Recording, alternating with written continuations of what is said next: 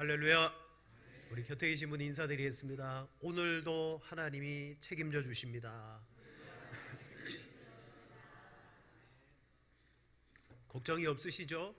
하나님께 다 적어도 이 예배 시간은 온전히 맡기는 역사가 있기를 축원을 드립니다.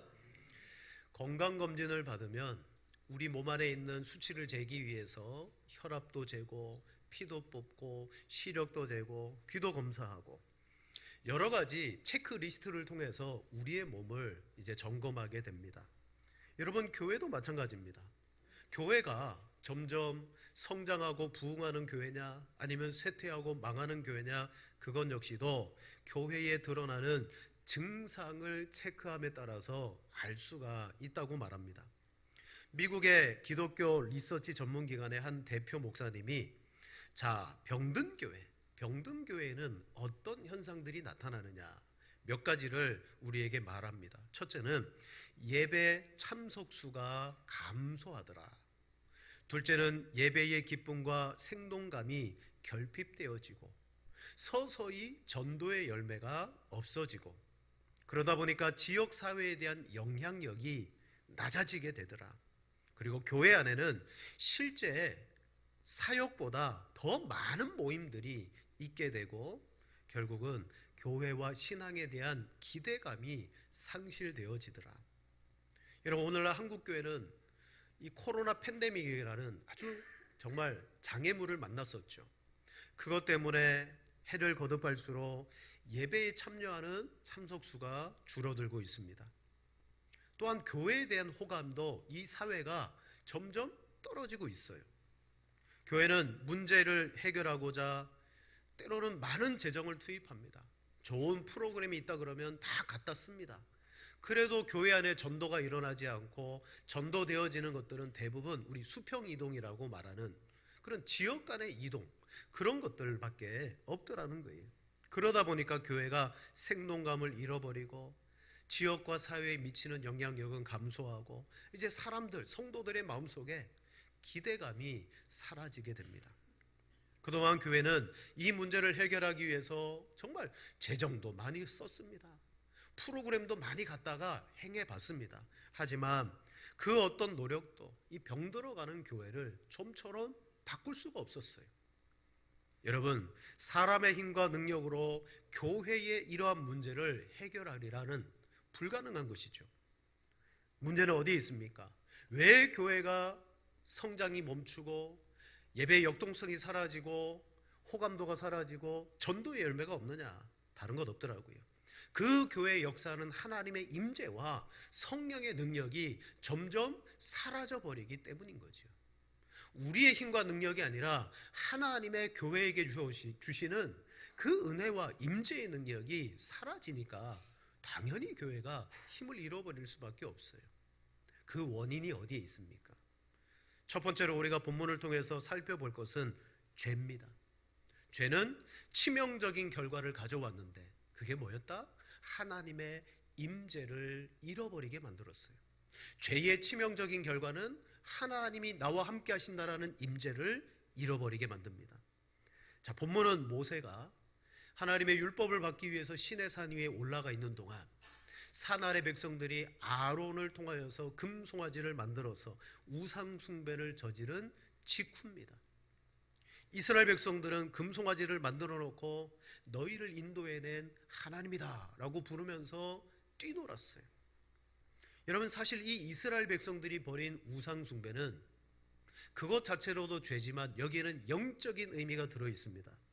바로 이들이 벌였던 우상 숭배 사건은 하나님과 이스라엘 백성들이 함께 맺었던 그 혼인, 언약의 예식을 배반하는, 그래서 이제 갓 하나님과 결혼한 이스라엘이 결혼한 지 수개월 만에, 아니 시내산 아래에서 언약을 맺었는데 그들이 곧장 하나님 앞에 음행을 행한 사건이 바로 우상 숭배 사건입니다.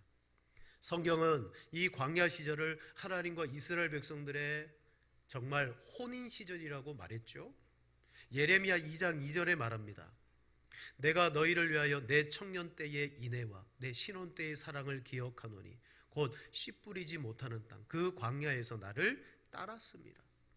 광야는 하나님과 이스라엘 백성의 신혼기와도 같았다고 말합니다. 그리고 이제 가나안이라는 처소를 향해서 들어가서 그곳에서 함께 사랑하며 지내기를 하나님께서는 고대했습니다. 그런데 이스라엘은 광야에 들어온 지 수개월 만에 어떻게 했습니까? 우상 숭배로 음행을 저질러 버리고 말았어요. 이 죄로 말미암아 하나님은 이스라엘 백성들을 모세를 향하여서 이렇게 말씀합니다. 본문 1절 보세요. 1절에 이런 표현이 있습니다. 너는 내가 애굽 땅에서 인도하여 낸 내 백성과 함께 여기를 떠나라. 그리고 그 땅으로 올라가라. 여기 하나님은 이 모세를 향해서 이렇게 말합니다. 내가 애굽 땅에서 인도하여 낸 백성과 가라는 거예요. 이제까지 이스라엘은 나의 백성, 하나님의 백성이었어요. 그러나 죄로 말미암아 호칭이 달라졌습니다. 어떻게 해요? 너가 인도하여 낸 백성이다. 그러므로 너가 데리고 가라. 하나님은 선을 긋기 시작했습니다. 호세아 선지서를 보면 하나님이 호세아 선지자에게 고멜이라는 음란한 여인과 결혼하라고 말했어요. 그 결혼을 통하여 하나님과 이스라엘 백성들의 영적인 관계를 보여주기 위해서였어요. 그리고 임신하여 둘째 아이를 낳으면 그 아들을 로암미라 해라. 로는 아니라는 뜻이고요. 암미는 백성이라는 뜻이에요. 둘째 아들을 낳자마자 하나님이 말합니다. 너희는 내 백성이 아니요 나는 너희의 하나님이 되지 않을 것이다. 죄를 짓게 되어지는 순간 하나님은 이 이스라엘 백성들을 향하여 너희는 내 백성이 아니야 라고 말했어요. 두 번째로 하나님이 이어서 하시는 말씀이 2절입니다. 내가 사자를 너보다 앞서 보내어 가나안 사람과 아모리 사람과 헷 사람과 브리스 사람과 히위 사람과 여부스 사람을 쫓아내고 너희를 젖과 꿀이 흐르는 땅에 이르게 하려니와. 아멘. 너희가 내게 저지른 이 죄 심각하지만 좋다. 내가 너희에게 약속한 땅은 내가 주겠다라고 말씀합니다. 대적을 물리쳐 주겠다. 그 땅을 약속한 대로 내가 너희에게 준다. 그러나 나는 너희와 함께 올라가지 않는다. 여러분, 이것이 충격이 아닐 수가 없어요. 애굽에서부터 이제까지 인도하신 하나님이 가나안 땅에 들어갈 때는 땅은 주겠으나 나는 너희와 함께 가지 않는다. 사랑하는 남녀가 서로 결혼을 이제 준비하고 사랑을 속삭입니다. 여러분, 서로 사랑을 속삭이며 이렇게 말합니다. 신랑이 신부에게 내가 당신을 너무 사랑하니까 결혼하면 나는 내 집을 당신의 이름으로 당신의 곳으로 주겠다. 결혼하면 내가 당신에게 차도 사주겠다. 이러면서 결혼을 약속하면서 모든 걸 약속했어요. 드디어 결혼을 했습니다. 신랑의 신부의 이름으로 집을 해주고 차도 사주었습니다. 근데 웬일입니까? 이 신부가 신혼기에 음행을 저질렀어요. 딱 이렇습니다. 좋다. 그 집 당신 거 해라. 그 차 당신 거 해라. 그러나 나는 당신과 함께 살지 않겠다. 다 그런 케이스인 거예요. 하나님은 다 주시겠다고 말합니다. 그러나 나는 함께 가지 않는다. 사랑하는 여러분, 여기 함께 가지 않는다는 말은 내가 너희 가운데 임재하지 않겠다. 그 말씀이에요. 때로는 어떤 사람들은 신을 자기 인생의 목적을 이루는 수단으로 여기는 사람은 하나님께서 그 땅을 주겠다라고 말할 때 기뻐할 겁니다. 왜요? 내가 원했던 거거든요. 내 인생에서 성공도 원했고 잘 되기를 원했고 부자가 되기를 원했는데 신이 나에게 그걸 다 주겠대요. 여러분, 하나님을 수단으로 믿기 때문에 하나님의 그 인격보다는 수단으로 얻어지는 그것이 목적이 되어질 때 이 하나님의 말씀은 우리에게는 호재입니다. 와, 하나님이 다 준단다. 사랑하는 여러분, 우리가 그동안 마음에 소원하고 고대하고 그리고 내가 하기를 원했던 것을 하나님이 다 이루어 준다고 할지라도 하나님이 거기에 없으면 여러분 그것이 진정한 복이 아닌 줄로 믿습니다. 사랑하는 여러분, 하나님이 우리에게 다 주겠다라고 말하면서 그러나 나는 너와 동행하지 않을 거야. 너와 함께하지 않을 거야 라고 말씀하신다면 그게 진짜 복이 아니에요. 저와 여러분들이 신앙생활하는 목적은 하나님을 통하여 뭔가 부스러기를 얻기 위함이 아니라 우리에게는 인격적인 하나님이 우리의 삶의 목적이 되어져야 될 줄로 믿습니다. 근데 죄는 그걸 깨트려 버리더라고요. 자, 이마만큼 죄는 심각합니다. 이때 하나님이 이 이스라엘 백성들을 향하여 너희는 내 백성이 아니야, 내가 너와 함께 가지 않을 거야 라고 말하며 한 가지 더 두려운 이야기를 하십니다. 그리고 이 말씀 속에 하나님의 본심이 들어있어요. 자, 진노하시는 하나님 속에서 우리가 두 번째로 살펴볼 것은 하나님이 이 말씀 속에서 하시는 본심입니다. 내가 땅도 주고 다 주겠다, 그러나 내가 너희와 함께 가지 않는다. 왜냐? 자, 우리 3절 말씀 같이 한번 읽겠습니다. 너희를 젖과 꿀이 흐르는 땅에 이르게 하려니와 나는 너희와 함께 올라가지 아니하리니 너희는 목이 곧은 백성인즉 내가 길에서 너희를 진멸할까 염려함이니라. 아멘. 여러분, 하나님이 함께 가지 않는데요, 두 가지를 말합니다. 너희는 목이 뻣뻣한 백성이기 때문에, 또한 내가 너희를 진멸할까 염려하기 때문에. 여러분, 여기서 우리는 하나님의 본심을 파악해야 됩니다. 분명히 하나님이 이 이스라엘 백성들에 대해서 화가 나신 것은 맞습니다. 근데 그 화가 뭐냐? 사람이 내는 화와 똑같은 화가 아닙니다. 하나님은 우리의 죄에 대해서 노여워하실 때, 야, 하나님이 화를 내시는구나, 단순히 그렇게 말하면 안 돼. 하나님의 화 속에도 우리를 향한 하나님의 마음이 들어있다는 거죠. 가령 자식이 말을 안 들어요. 그래가지고 불러다 놓고 크게 야단쳤어요. 근데 못 알아들어요.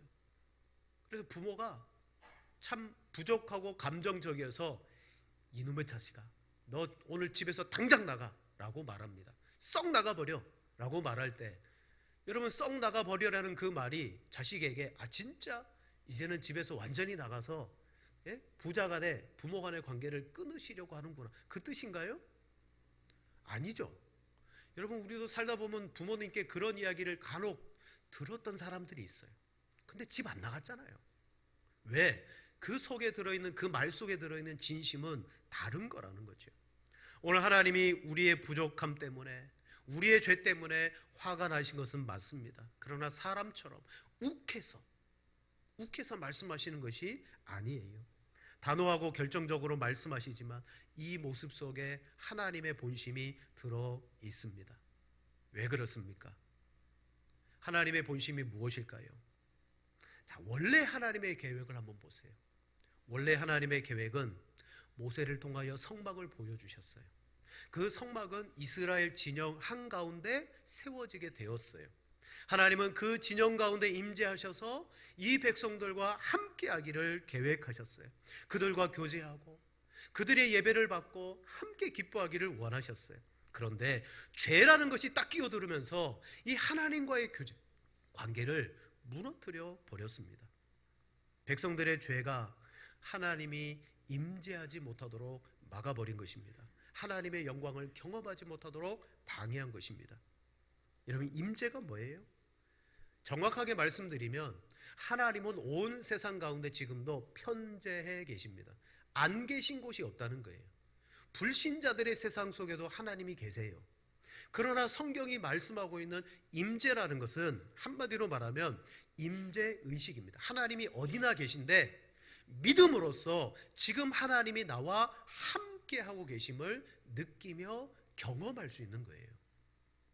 그게 임재의식입니다. 그런데 내가 너희와 함께 가지 않는다, 너희는 목이 뻣뻣하다, 내가 너희를 진멸할까 염려합니다. 자, 여기 하나님의 본심이 뭡니까? 첫째는요, 죄로 말미암아 하나님의 임재를 잃어버리게 만든 것은 맞습니다. 너희의 뻣뻣한 목, 굳어진 목, 죄를 말씀하는 거예요. 여러분, 죄를 짓게 되면요, 하나님의 그 임재가 충만했다가도 한순간에 싹 사그라들면서 나 홀로 있는 것 같은, 성경에서 이런 것을 절실하게 경험했던 사람이 다윗 아닙니까? 그는 훌륭하고 신앙적인 왕인데 밧세바를 취했고 남편 우리아를 죽였고 나단 선지자의 책망을 듣자 그 죄가 자기에게 얼마나 심각한 결과를 초래했는가를 알게 됩니다. 우리 시편 51편 10절 11절 12절까지 3절 같이 읽겠습니다. 하나님이여 내 속에 정한 마음을 창조하시고 정직한 영을 새롭게 하소서. 나를 주 앞에서 쫓아내지 마시 내게서 거두지 마. 주의 구원의 즐거움을 내게 회복시켜 주시고 자원하는 심령을 주사 나를 붙드소서. 아멘. 다윗이 죄를 짓고 나니까 어땠다고요? 마음에 정한 마음이 사라졌어요. 하나님 앞에 뜻을 세우고 정한 마음이 사라졌어요. 정직한 영의 역사가, 새로운 역사가 사라졌어요. 그리고 성령이 자신에게서 떠나가 버렸다라는 사실을 그가 경험하게 되었어요. 그리고 나서 뭐라고 말합니까? 구원의 즐거움도 잃어버렸습니다. 자원하는 심령도 잃어버렸어요. 이게 다 종합해서 뭐냐면 하나님의 임재 의식을 그가 잃어버린 거예요.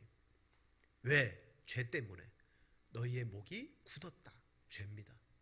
그러나 두 번째 하나님이 하시는 진노의 말씀을 보면 그 속에 하나님의 본심이 쏙 들어 있습니다. 왜 내가 너희와 함께하지 않느냐? 그건 너희의 죄로 말미암아 내가 너희를 진멸할까 하노라가 아니라 뒤에 보면 진멸할까 뭐 하노라? 염려하노라. 이 죄를 가진 이스라엘 백성들 속에 하나님이 함께 계시면, 자, 죄는 하나님의 진노를 불러옵니다.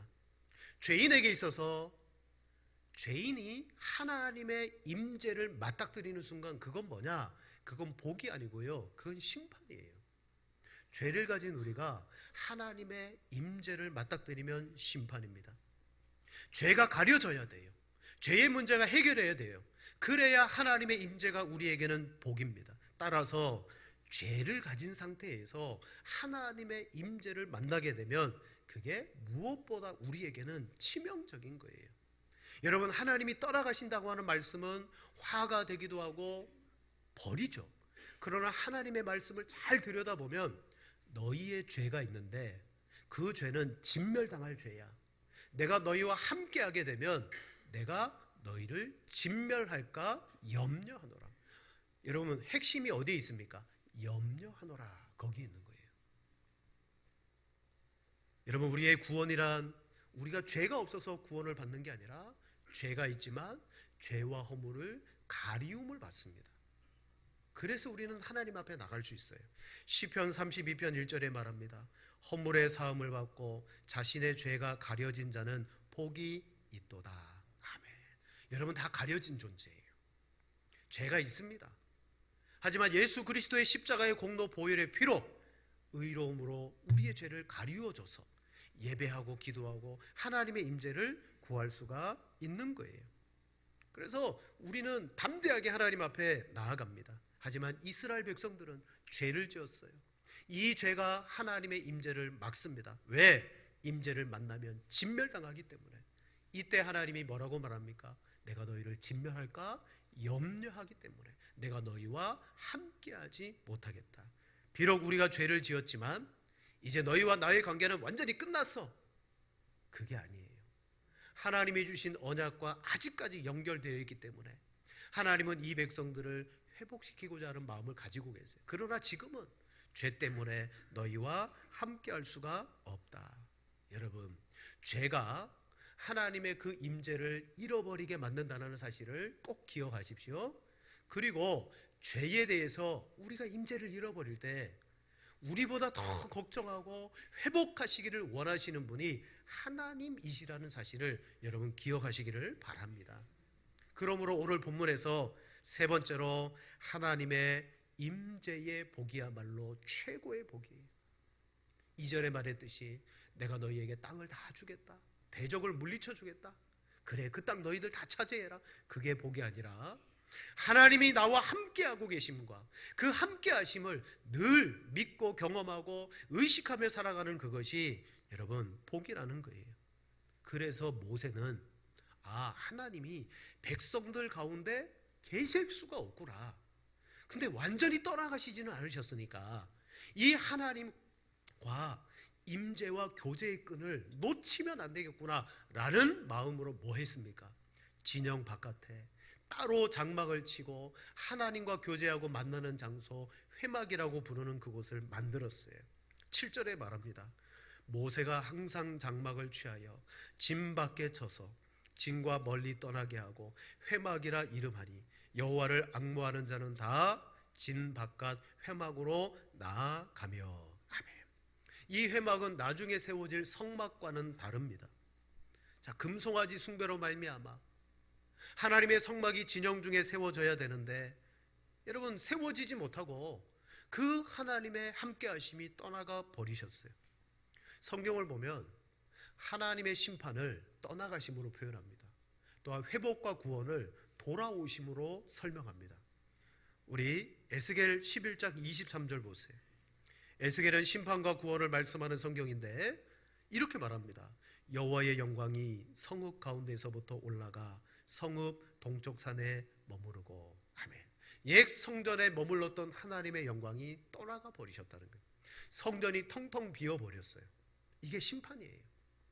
그런데 에스겔 43장에 새 성전에 대한 환상을 보여주시는데 그때 떠나가셨던 하나님의 영광이 동편 문을 통하여 예루살렘 새 성전으로 들어오시더라는 거죠. 자, 우리 에스겔 43장 4절 5절 같이 읽겠습니다. 여호와의 영광이 동문을 통하여 성전으로 들어가고 영이 나를 들어 데리고 안뜰에 들어가시기로 내가 보니 여호와의 영광이 성전에 가득하더라. 아멘. 우리는 죄를 짓습니다. 하나님이 주시는 은혜와 그 임재의 기쁨을 우리는 빼앗기고 잃어버립니다. 그런데 구원은 뭐예요? 떠나가셨던 하나님께서 다시 돌아오시는 거예요. 여러분, 죄의 문제는 우리가 해결할 수 있습니까? 없어요. 구원과 회복은 하나님께서 하셔야 되는 거예요. 하나님의 주권적인 섭리입니다. 사실 죄의 문제는 우리가 해결할 수가 없습니다. 하나님이 해결해 주셔야 됩니다. 우리 죄에 대해서 하나님이 미워하셨고 하나님께서 벌을 내리셨어요. 그랬던 그 하나님이 오늘 이스라엘에게서 떠나가셨잖아요. 그런데 하나님이 돌이키시는 거예요. 내가 너희 가운데 다시 돌아가겠다. 이때 하나님의 본심은 내가 너희가 밉다, 내가 너희가 싫다가 아니에요. 너희가 지은 그 죄가 내가 미워한다. 너희가 지은 그 악을 내가 싫어한다. 하나님은 죄와 악을 미워해서 떠나가셨던 거죠. 근데 우리는 죄를 해결할 길이 없어요. 하나님이 돌아오셔야 되잖아요. 그 죄의 문제를 누가 해결합니까? 하나님이 해결하시고 돌아오시게 됩니다. 우리 한 2주 전에 갈라디아 말씀을 통해서 성경의 두 언약에 대해서 말씀을 드렸습니다. 은혜의 언약, 율법의 언약이 있다 그랬어요. 은혜의 언약은 우리의 순종 여하를 따지지 않습니다. 하나님이 복 주시겠다, 자와 손을 주시겠다, 구원을 주시겠다, 하나님이 이루시는 거예요. 그러나 두 번째 신의 산 율법의 언약은 너희가 이 계명에 순종하면 복을 받지만 불순종하면 저주를 당한다 그랬어요. 이 이스라엘 백성들이 우상 숭배했잖아요. 불순종했어요. 하나님이 떠나가시는 저주를 받았습니다. 그럼 이제 하나님과 이들의 관계는 끝인가? 아니요. 은혜의 언약이 그들에게 있었어요. 너희가 죄를 지어 비록 저주를 당하지만 그러나 내가 아브라함과 너희의 조상들과 먼저 맺었던 그 은혜의 언약 때문에 뭐 하신다? 내가 너희에게 다시 은혜를 준다, 구원을 준다, 내가 임재하겠다. 사랑하는 여러분, 하나님의 은혜의 언약 안에서 우리는 임재가, 하나님의 함께 하심이 분명히 회복될 줄로 믿습니다. 이걸 헤아리고 하나님의 본심, 마음을 본 사람이 모세예요. 하나님이 우리와 함께 하시면 진멸될까봐 우리에게서 멀어지셨구나. 근데 하나님이 완전히 떠나가지 않으셨구나. 어떻게 하지? 그래, 진 바깥에 회막을 만들고 하나님 앞에 나아가서 하나님의 그 임재를 내가 계속해서 구해야 되겠구나. 그러면서 모세가 회막을 세운 겁니다. 하나님을 만났습니다. 하나님과 이 모세가 교제하며 이 이스라엘과의 교제의 끈이 끊어지지 않도록 모세가 뭐 한 거예요? 중보자의 역할을 한 거예요. 사랑하는 여러분, 이때 이스라엘 백성들은 모세가 회막에 들어가는 것을 멀찍이 보았어요. 하나님의 구름 기둥이 임재하시는 것을 목격했어요. 그리고 나서 그들은 간접적으로 하나님의 임재에 대해서 영광을 돌리며 10절에 보니까 모든 백성이 회막문에 구름 기둥이 서 있는 것을 보고 다 일어나 각기 장막문에 서서 뭐하며? 예배하며. 그들은 임재를 잃어버렸지만 모세의 중보를 통하여 하나님의 임재가 있음을 보고 그들은 그곳에서 간접적으로 예배를 드렸다라고 말합니다. 사랑하는 성도 여러분, 원래는 시내산 꼭대기에 하나님이 임재해 계셨어요. 한번 생각해 보세요. 그때 하나님이 경계령을 내리셨습니다. 모든 백성들은 이 시내산 주변에 가까이 오지 마라. 모세 너만 올라와라. 하나님은 하나님의 임재의 장소였던 시내산을 아무도 못 올라오게 했어요. 그리고 모세만 오게 했어요. 그런데 놀랍게도 하나님은 그 시내산의 장소를 성막을 통하여 진중 가운데로 옮기시려고 하신 거예요. 내가 이제는 너희 가운데 있겠다. 가운데 있겠다. 그런데 그 계획이 깨어지고 진 바깥에 회막이 세워지게 되었어요. 하나 물어보겠습니다. 하나님은 이 이스라엘 백성들과 시내산과 성막, 시내산과 회막과의 거리를 비교하면 하나님의 임재는 더 멀어진 겁니까? 가까워진 겁니까? 가까워진 거예요. 시내산에는 접근을 못했어요. 못 갔어요. 그런데 비록 그들이 죄를 지어 성막이 이루어지진 않았지만 하나님은 진영 바깥으로 오신 거예요. 그걸 구름 기둥으로 백성들이 목격한 거예요. 이게 뭐냐? 우리가 죄를 지어 하나님과 분리되었어도 하나님은 우리를 향한 은혜를 거두지 않으시더라. 이걸 모세가 알았습니다. 그리고 하나님 앞에 나가서 끝까지 하나님을 친구와 같이 대면했다 그랬어요. 그리고 하나님 앞에 간구했습니다. 사랑하는 여러분, 여러분의 신앙과 삶이 회복되는 길은 내 능력이 없습니다. 교회가 하나님 앞에 회복되는 길은 아무리 재정이 많아도 좋은 인간적인 프로그램들을 만들어도 거기에 있지 않습니다. 하나님의 은혜가 임하고 하나님의 임재의 역사, 성령의 역사가 우리 가운데 나타나야 될 줄로 믿습니다. 그렇다면 그 하나님은 교회가 잘못하기 있기 때문에 교회로부터 아주 떠나셨습니까? 그렇지 않아요. 우리 가운데 멀리 계신 것처럼 보이지만 중보자 되시는 예수 그리스도의 그 중보를 통하여 지금도 우리와 함께 하시기를 원하시는 줄로 믿습니다. 말씀을 정리합니다. 하나님의 본심을 보십시오. 우리는 죄를 짓고 임재, 구원의 기쁨, 자원의 마음 잃어버릴 수밖에 없어요. 그때 하나님이 감동하여 우리에게 회복시켜 주실 줄로 믿습니다. 하나님 회복시켜 주세요. 누구 때문에? 모세의 그 중보와 간구를 하나님이 끝까지 받으셨어요. 우리에게는 또 다른 중보자가 계시죠. 유일한 중보자, 바로 예수 그리스도입니다. 예수님이 교회를 위하여 기도하고 예수님이 성도를 위해서 간구합니다. 바로 예수님이 우리가 놓친 하나님의 그 은혜의 임재를 회복하기 위해서 지금도 하나님 우편에서 우리를 변호하세요. 그러므로 그 떠나가셨던 하나님이 중보자이신 예수님을 통하여 우리와 함께 하시게 되었습니다. 그러므로 우리가 해야 될 최우선의 일은 뭘까요? 중보되시는 예수님을 찾는 겁니다. 그 예수님을 구하는 겁니다. 항상 고백하는 겁니다. 예수님만이 교회의 능력이요, 예수님만이 내 삶과 신앙의 능력이 되십니다. 여러분 실패하셨든지 넘어지셨든지 정말 사람들 앞에 고백할 수 없는 중한 죄를 지었다 할지라도 하나님이 주신 그 은혜의 언약 안에 우리의 영원한 중보자 예수님이 뭐 하십니까? 우리의 죄를 가리워 주십니다. 자, 우리 마지막 요한일서 2장 1절 2절 두 절을 같이 읽고 말씀 마치겠습니다. 나의 자녀들아, 내가 이것을 너희에게 쓰면 너희로 죄를 범하지 않게 하려 함이라. 만일 누가 죄를 범하여도 아버지 앞에서 우리에게 대언자가 있으니 곧 의로우신 예수 그리스도시라. 그는 우리 죄를 위한 화목 제물이니 우리만 위할 뿐 아니요 온 세상의 죄를 위하심이라. 아멘. 세상에 좋은 거 다 주셔도 하나님이 없으면 복이 아닌 줄로 믿고, 진정한 복은 세상 것 없어도 하나님 나와 함께 하시고 임재하시며 그 하나님의 위로와 은혜를 항상 경험하고 의식하고 믿고 살아가는 사람이 진정한 복의 사람인 줄로 믿습니다. 그런 성도 되시기를 주님의 이름으로 축복합니다.